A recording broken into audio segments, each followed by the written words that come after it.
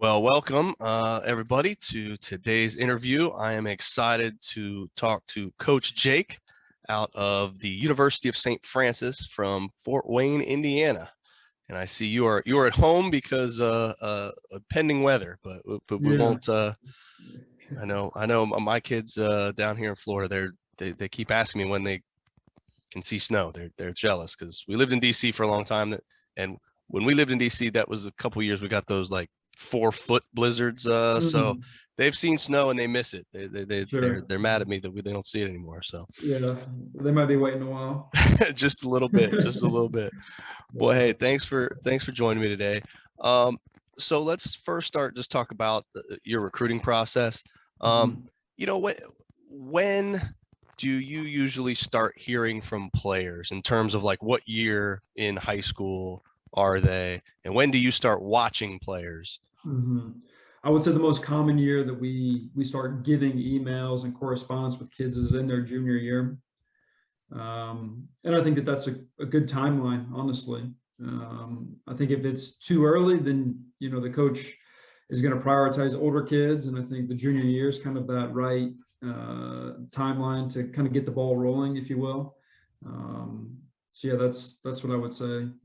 Is junior year is the most common. And I would say for us, we start watching kids junior year and definitely the fall of their senior year. Now, most players who are familiar with, striving for that NCAA Division I, top dog program and scholarship, they know that NCAA regs say the coaches can't even talk to them until that junior summer. How is the NAIA different in terms of when you're allowed to talk to a player? Yeah, we have far less rules than the NCAA. The NAIA is a little bit more free flowing and open. So there's not a ton of regulations on that, to be honest with you. It's more so just like, what does the NAIA coach want to manage? It's really hard to recruit a freshman in high school for 4 years. It's just, you have to allocate your time better. So, but there's not a ton of rules about like dead periods and, you can only talk to this player at this time of the tournament or anything like that. It's a lot more free flowing. Makes sense. So how many inbound contacts do you think you get? I mean, pick a time period, week, a month. I mean, how many do you think you get? Yeah, we'll just go with a week. I think that's a manageable amount. I would say domestic, probably 10 to 20 per week. And then internationals would be probably 15 to 30 per week. Wow. The NAIA is quite heavy with internationals. And, a lot of these are just email blasts, but that's what I would say I'm dealing with from an email perspective per week. So what's something you like to see in that first communication, that first email from a prospect? The thing that catches my attention the most is that it's very evident that they've done their own research on St. Francis, right? Whether that's just they mentioned something unique about us, like our School of Business being in downtown Fort Wayne, which is the second biggest city in the state, or they understand the enrollment size, or something unique about our season, whether it was a key win or something like that.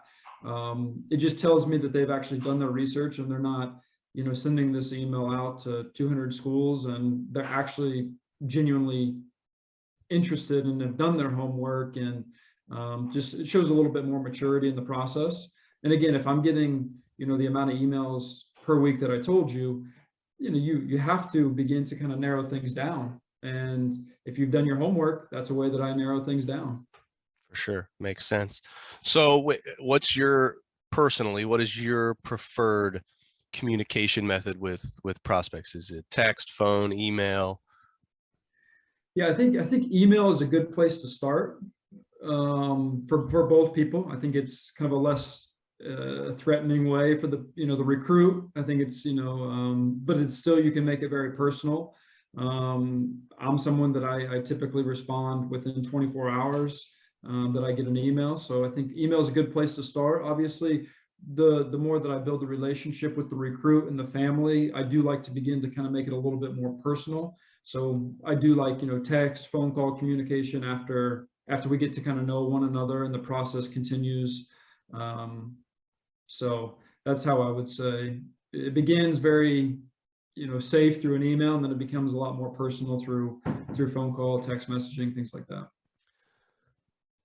Now, when you get a contact from a player, do you like to see highlight short clips or full game tape? Yeah, again, so I'm one full-time coach for, roughly 45 current players, and Wow. then obviously recruiting a ton of, incoming players. And so my time is valuable, just like everyone's time is valuable. So I personally like to see highlight tapes first, 3 to 5 minutes, because I can handle 3 to 5 minutes compared to watching a 45-minute half or a 90-minute game. It's just a little bit more challenging for me to get through that. Obviously, again, if you kind of get through the process with us and you're one of our key players, we might do that down the road, but I think that initial contact is very much a 3 to 5 minute, make yourself extremely identifiable in the video, and that really helps us kind of understand at least a baseline of who you are as a player. Okay. Now, where do you spend a majority of your time on the recruiting trail? Like, are there specific tournaments you like to go to? Are you looking at high school games, or what's your kind of process when you're out and about? Yeah, it's a good question. So I've been a college coach now for 8 years. In that 8 years, I've gone to 2 high school games. It's just not something that I've done. I'm not saying that there's not value in it. It's very difficult for us to go to high school games while our season is also going on at the same time for most Midwestern states. And then just typically, the club environment often is better. The games are better. It's a better value of our time because we can watch multiple teams in a weekend and things like that. So we definitely prefer the club showcase environment over the high school environment. But if it makes sense to go see a high school game, we will. And then, just being honest, we've signed players and given good scholarship just based on video alone. And so I don't think we can underestimate the power of video or the power of, a referral from a high school, college, or club coach, especially if I have a relationship with them and I trust them and there's rapport built. So Makes sense. So you mentioned, you have how many players in the roster? 40, yeah, 45? 40, 45, somewhere in that range. Okay. Yeah. So how many, I mean, do you have a set number that you're trying to bring in every year? And of that group that comes in, what Mhm. percentage would you say are getting athletic money? What's the academic money side of things that your school look Mhm. like? Yeah. So we'll continue to hover around that 40 to 45, moving forward. We have a JV team and we have a varsity team. And it's fluid movement back and forth, kind of like a high school operates. And so we're very much equal opportunity. The best player is going to play. But what I would say is, I'm sorry, can you ask the question again? No. So how many, so if you got 40 to 45, I mean, are you trying to bring in about 10 to 12 players per Yeah, season? yeah, And yeah. I would then, say that. yeah, Yeah, I would say 10 to 12 per season is especially, of key players. And then we might bring in a few more that, we've communicated, okay, you're going to be a JV player, and they just kind of want a college soccer experience. They're not necessarily striving for that first team minutes. They're okay being a second team player. And we've communicated that honestly, and kind of everyone's happy because it kind of fills our roster, but then they also get that college soccer experience. and then what would you say does the financial aid mix Yeah. of those incoming students look like from an academic versus athletic money Yeah. So combination? at St. Francis anyway, everyone is going to receive academic scholarship. Doesn't matter if you have a 2.5 to a 4.0, everyone at our college receives academic scholarship. In terms of athletic scholarship, I would say probably 75% of our student athletes receive athletic scholarship. But again, I'm very transparent. When I say athletic scholarship, it can be as little as $500 to as much as a full ride. And so I don't want to be skewed in when I say 75% are receiving both academic and athletic, because again, the athletic can be very small or can be very big. Makes sense. Now you mentioned you get a lot of international inbound communications, but I know NAIA does tend to get a lot of international interest just because it doesn't have as many rules as the NCAA. Sure. So how much do you recruit internationally? Are you, I'm assuming just based on your size and budget, you're not making many international recruiting trips. So how does the international thing come into play? Yeah, it's interesting. When I got to St. Francis, there were about 2 internationals, and now we're at a point where about half of our team is international. Wow. I would say moving forward, that'll kind of be our split. It'll be half international, half American. And there's a few reasons for that. One is, we do want some diversity on our team. We want some diversity on our campus. So there's been some opportunities for specific scholarships for internationals to come to St. Francis. So it's smart of me to use our resources wisely from that perspective. But I also think it provides a very unique experience for our American players as well, that they're going to have, potentially a best friend from, Germany or Switzerland or something like that. And that collaboration between the Americans and internationals is something that we really work hard to cultivate. And yes, we're, coming from all over the world, but at the end of the day, we're one team and we're one family. But yeah, our international recruitment is definitely picked up, and I would say that we do quite a bit of relationship building with agencies and things like that, because obviously, like you said, our budget, it's probably big enough that we can maybe take 1 or 2 international trips per year, but I can't go to Portugal, Germany, Canada, Mexico, all of these places. So we do rely pretty heavily on what the agency is telling us and that rapport and that trust that's built. Okay. And then last question on the recruiting side of things, how do both transfers and walk-ons kind of fit into the mix of what you guys tend to do on an average year? Yeah. So when I first got here, we didn't hardly do any transfers. It's something actually now that we're going into pretty heavily. There's a lot of really, really good junior colleges that are honestly underlooked. And obviously they can only play there for 2 years. So they're actively looking for a 4-year college to finish their bachelor's degree. So it's something that we're doing more and more. And I think that will continue just because they have 2 years of college soccer experience. They're a little bit older, so on and so forth. But yeah. And then do you typically have any walk-ons? Yeah, I mean, yeah, we do. I would say it's maybe 1 to 3 per year. Yeah. It's Pretty standard. yeah. Okay. Let's talk about your school for a little bit. Sure. Again, for all those people who haven't heard of the University of St. Francis out there, and I try to get information from you that I'm not going to find on the website, right? So what would you say? Well, let's start with, what are the 3 things you think your school is most known for? Yeah, I think the most unique thing about us is we're a private college located in a big city. So it's not very often that there's a small private school. We're around 2,200 students that's located in a big city. It tends to be, bigger schools in bigger cities. Well, we're a small school in a big city. And so you have all the benefits of that private education, the small classes, your professor's name, they know your name, you can go to their office for help, they're going to come to your matches, that family atmosphere, but also all the benefits of a big city, right? And, with a big city, comes a lot more opportunities for job shadowing, internship, job practicum experience, but also just simple things like, better food, better housing, better entertainment. We're not in the middle of nowhere, stuck, around cornfields. And so, like, number one, that is definitely the most unique thing about us is the small school, big location. Number two, I would say our access to internships. So because of that big location, we're very intentional about hands-on learning. So yes, you're going to get lectured to in the classroom, but St. Francis has made it a point that we want our students to get into the workforce very early on in their career. And so I'm a professor at St. Francis. In a lot of my classes, they're required to do, job shadowing. For example, I teach introductory level to exercise science.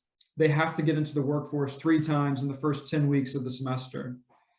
And so that's just a way that they can go job shadow a physical therapist, an athletic trainer, a personal trainer, and kind of understand maybe what they want to do truly in their career. And I guess another example I would say is, like, I have current freshmen in their second semester that already have paid internships. Paid internships aren't a unique thing maybe as a junior or a senior, but I would say a paid internship as a freshman is a unique thing. And so it kind of speaks to that that practical experience that St. Francis is really known for. I think the third thing that makes us a little bit unique is the faith component. We are a Catholic school. And so if you're of the Catholic tradition, then obviously, you're going to be very comfortable in that environment. If you're not Catholic, that is completely fine as well. I myself am not Catholic, so nothing is pressed upon you from a faith perspective, but opportunities are presented to you if you want it to be a part of your experience. And if you don't, that's fine as well. But those are the 3 things that I would say is probably what makes us the most unique. Okay. So in terms of specifically at your school, how do student athletes kind of balance their studies and sport commitments? I think every player is a little bit different. I think the number one way is just they stay organized with their time management, and they actually have a schedule and they follow their schedule. Everything from when they're going to wake up to when they're going to, study between classes. And, I don't know that there's like an easy way to answer this, but I think every player has their own unique way of doing things. But at the end of the day, for me, I've been in this 8 years. The teams that I've worked with, they've always had a higher GPA in the fall semester compared to the spring semester. Well, the fall semester is the busiest time of the year for a college soccer player. And the reason why, in my opinion, is because college soccer provides structure. It provides accountability. For example, you know your classes, you know your soccer schedule, you have this test that's upcoming. Well, if you don't study in this period that you have down, you're not going to get the studying in by the time the exam comes. Whereas in the spring, things are a little bit looser. There's more time. You can begin to procrastinate, and next thing you know, you don't study, and now you fail the exam. So to me, college soccer provides a great avenue of structure and accountability. Not to mention, if you really want to be a high-level college soccer player and a student, you have to meet certain parameters to stay eligible. And if it means enough to you, you'll do what you need to do academically and athletically to be elite. So what types of support mechanisms does your school provide, both on the academic and athletic side? Yeah, I would say, we're fairly traditional from an academic side. We offer tutoring, we offer note taking, we have what we call first year advisors, where their job is to get our freshmen acclimated to the resources, to the environment, to help them, with any questions they might have. And so, it's fairly traditional in that route. From a soccer perspective, I personally do not believe in study tables. That's just my personal philosophy. I think it's a waste of time.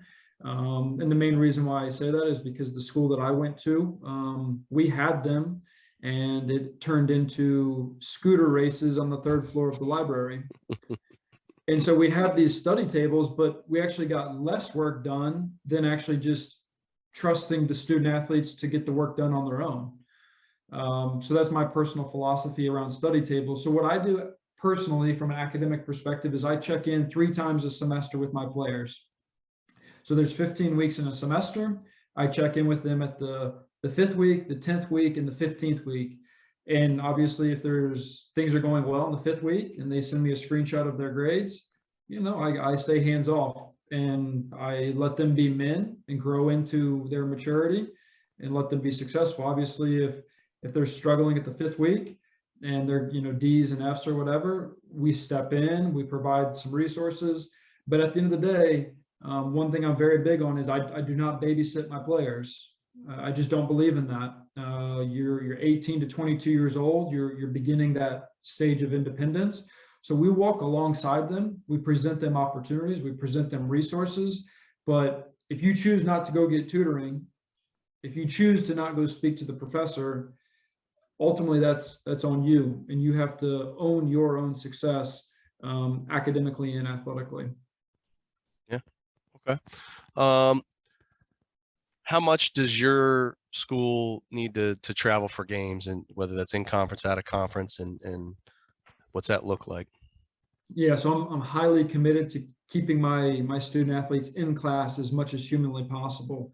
So, for example, in fall of 2021, there was only one Wednesday afternoon where my guys had to miss class the whole soccer season. And that's assuming that they had Wednesday afternoon classes.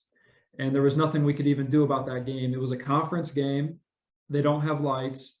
And so the kickoff had to be 4 o'clock, which means we had to leave around 1 o'clock to get to the game on time for warm-ups and everything. So next year, I think it'll be 2 Wednesdays that my guys would have to miss class if they have a Wednesday afternoon class.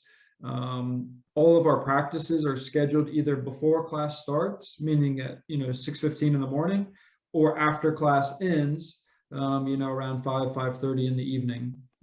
So if there's ever an evening class, the priority is school. Ultimately that's what's going to be your career. So school always comes first, and I'm highly committed to that. The nice thing about St. Francis with our conference is we're a 10-team conference. St. Francis is the most centrally located school within our conference. And so our travel compared to other teams in our league is far better. So our conference on average, we travel about an hour and 15, which is about as good as you're going to get, honestly. And you being a former college coach, you understand that if I say on average hour and 15, you'd be like, I'll take that any day of the week. Absolutely. Yeah. So our location really helps us out for sure. Good. Well, let's talk more about the team and specifically now. So you said you carry a big roster because you have a secondary kind of a JV team. So as an incoming freshman, should I expect that I'm going to primarily be on that JV team to start, or, I guess what should I expect as a freshman coming in? Yeah, it's a great question. So we're very much equal opportunity, blue collar, hardworking. So ultimately, you're going to get what you deserve in this program, right? And so, like, if you deserve to start as a freshman, that's what's going to happen. If you deserve to play JV as a freshman, that's what's going to happen. So again, I like to give examples because I think it helps paint the picture. In the fall of 2021, every game that we played, we had between 6 and 9 freshmen starting, which is a ton of freshmen starting in college soccer games. And then we had another 4 to 6 freshmen come in as substitutions in every game. So 6 to 9 starting, 4 to 6 coming off the bench. So our freshman class obviously was very good, right? They jumped a lot of sophomores, juniors, and seniors on my team. And obviously team dynamic wise, that's always a little bit challenging when an 18-year-old is jumping a 22-year-old. But my commitment is to play the best players. And everyone loves that philosophy when they're on the right side of it. They don't so much like it when they're on the wrong side of it. But to me, college soccer, it's not high school soccer. It's not club soccer. Life isn't fair. You're going to get what you deserve. And that's just the way I believe things should go. Yeah, no, that makes sense to me. So you mentioned you were the only full-time staff member, but how big is your staff, and what roles do the other staff play? Yeah, so we have 3 other part-time coaches. And the way that we do things is, so basically I'm the head coach. We have a first assistant, a second assistant, and we have a goalkeeper coach. And we really do try to mix it up. So it's not me leading the first team practice every day. because if you hear the same voice over and over again, you begin to tune it out, right? And so there'll be times where I'll have my first assistant, he leads the entire practice, and I take more of an observation role. There'll be times where I'll actually take a goalkeeper session, because it's important for the head coach to work with the goalkeepers and to understand the mindset of what the goalkeepers are kind of going through. And so I trust all of my coaches a lot, and I wish that they were on a full-time capacity, but that's not the reality here at St. Francis. And so we adjust and make do the best that we can. And so we have a rotation within the practices, but I would also say a lot of my coaches do a lot of things off the field in terms of just relationship building and going to have coffee and really doing life with our players. That's really important to us. We're not just soccer coaches. I would say honestly, we're more life coaches than we are soccer coaches. And that's just our commitment to building relationships and understanding that soccer is really just an avenue for something a lot bigger and more important. We'd rather you become a better person, a better future husband, a future leader in the community than a better soccer player. And, that's just our commitment. That's great. So how would you describe, your style of coaching and the team style of play? Yeah, my style of coaching, I try to keep it very basic. One is I really love my players. I really do. We don't have kids, my wife and I, so a lot of times these players are our kids in a sense. We really build into them. We make ourselves available to them. And we really want to help them in every facet of their life. And how you do that is you love them, right? You love them through hard moments. You love them through good moments. You love them through teaching moments. And so, yeah, number one is I love my players. Number two is I have a very, very high standard for my players, right? And so I expect a lot from them academically, athletically, socially, spiritually. So like if you're not doing what I know you're capable of doing, I'll be the first one to let you know, right? And I'll also be the first one to help guide you to how you can improve in those areas. And so I guess you can imagine just like this high level of love and this high level of accountability. That's kind of who I am as a coach, right? Like too much love, probably not a good thing, right? Too much accountability, probably not a good thing. But if we can get the balance right of, man, my coach really loves me, he really cares about me, and it's genuine, but he's also going to push me and try to make me the best person, future father, future leader, future player, then it's a really, really good thing. Do we get it right 100% of the time? No, we don't. But our commitment to trying is always there for sure. So that would be a little bit about my philosophy. It's definitely more than playing games and winning soccer games and scoring goals. That to me, that's the icing on the cake. But there's bigger things at play. No, I love that. Absolutely. Yeah. So what about team style of play? How do you guys like to play when you're actually on the field? So we're evolving. When I first got here, the program was in disarray, to be honest with you. They had no way of playing, and defensively they really struggled. And so I am a defensive minded coach. Regardless of what sport you're going to play, if your defense isn't strong, you're going to lose games. And so we're very much a defensive minded team. We get numbers behind the ball. You have a job defensively, you do your job, you work hard. So we're very compact defensively, and then once we win the ball, we open up. And so defensively it looks like a 4-5-1. In attack, it kind of transitions into a 4-3-3. And so the wide players just drop in, and then once we win the ball, they move forward into, like I say, the 4-3-3. So that's highly structured defensively. And then in the attacking third, we call it attacking freedom is what we call it. So we don't micromanage our players in front of goal. So if you're in the attacking third and honestly, you want to take the player one-on-one, like we want you to do it. Even if the outside back wins the ball, like we're not the type of coaches who are going to tell you, what are you doing or why did you do that? What we're going to say is do it again, right? Because we know if you have a 1v1 situation in the final third and you do it more than one time, odds are the dam's going to break at some point. And we want our most creative players to have freedom of thought and freedom of creativity. And so, we give them that. We give them that license. We don't micromanage Messi or Ronaldo, do we? So, why would we micromanage, some of our best players as well? Well, you've been super generous with your time. I don't want to take too much more. I got two last questions for you. Sure. One, just because of when I'm talking to you here in February, what does your off-season program look like? Yeah. So St. Francis is fortunate enough to have a full-time strength and conditioning coach. So we work with him Monday, Wednesday, Friday. And then the guys have opportunities for technical workouts on Tuesday, Thursday. So that's what we're doing kind of in the winter months, January, February. And then once March hits, we continue to work with our strength and conditioning coach, but then we transition to, outside trainings. We have some outside competition versus other teams, whether that's 8v8 or 11v11 matches. But that's kind of how our winter into the spring works. Okay. And then the last question is just really kind of open-ended just for you. What else would you like to, families, prospects to know about your school, your program, or anything else that we might not have covered? Yeah, St. Francis, when I took it over a year and a half ago, it was in disarray, completely. There was no culture, no way of playing, players showed up late, it just no culture, no standards. And what we've done is we've come in year and a half, we've absolutely changed everything. There's not one thing from the old program. And so we're very much an up and coming team, right? And so like if you're wanting a picture perfect soccer experience, bluntly, we are not for you. And honestly, we don't want you either. We want players who are wanting to make a big impact.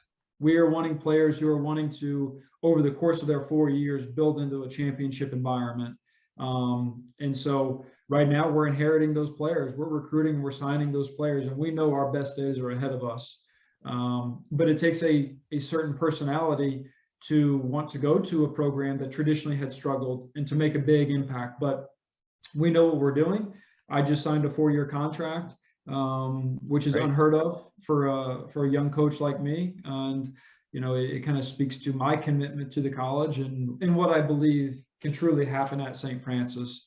And so if you come to us, know that it's not picture perfect, but if you commit to it, I think that you're going to be pleasantly surprised and have more than a positive experience, both from a soccer perspective, but honestly, more importantly, from a life perspective, because that's really our commitment at the end of the day, is that we're trying to take young men from where they are to where they need to be, bottom line. And we want better husbands in this world, better future fathers in this world, leaders in the community. That's really what it's about. Awesome. All right. Well, hey, Coach Jake, I appreciate it. Thank you for your time. We'll look to see how you guys do in the fall and see how this kind of program rebuild happens for you, and wish you the best of luck. I appreciate it, Matt. Thank you for your time. And, anyone, please reach out to us. We're happy to communicate to anyone at any time. Awesome. Thanks again. All right. Thank you.